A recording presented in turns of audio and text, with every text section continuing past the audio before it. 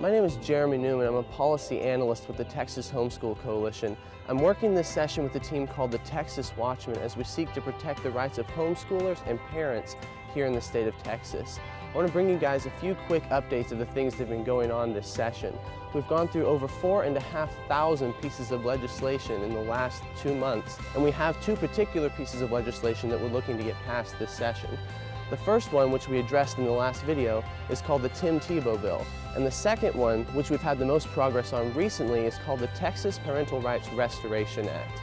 The Texas Parental Rights Restoration Act deals with a loophole in the current Texas statute which allows for grandparents to take children away from their parents without ever actually proving that it's in the child's best interest in the first place.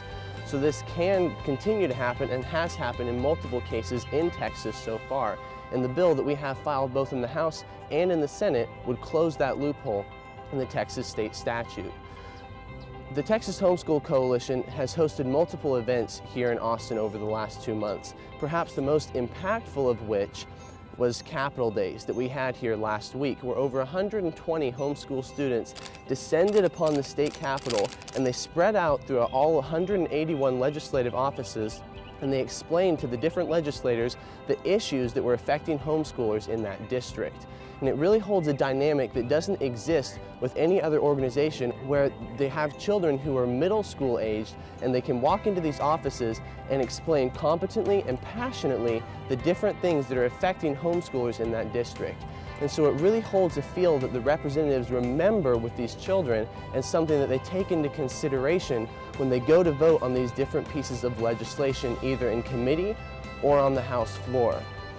So we're approaching the Monument of the Ten Commandments here on the northwest side of the Capitol.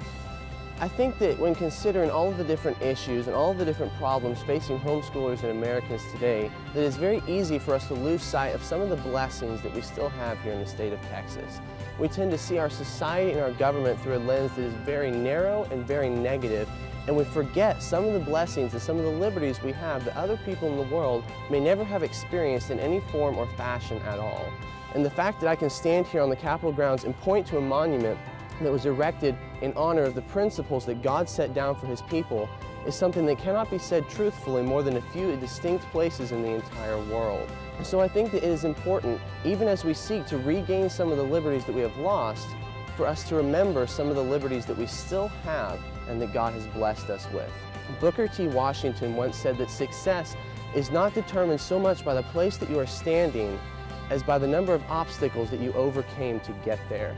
It's important that we remember that there's never a point where God is incapable or unwilling to carry us through those obstacles in order to achieve the goals that He has set for us. So we would appreciate the prayers and support of all of our viewers as we seek to glorify God, as we seek to represent the homeschool community here at the Texas Legislature this session.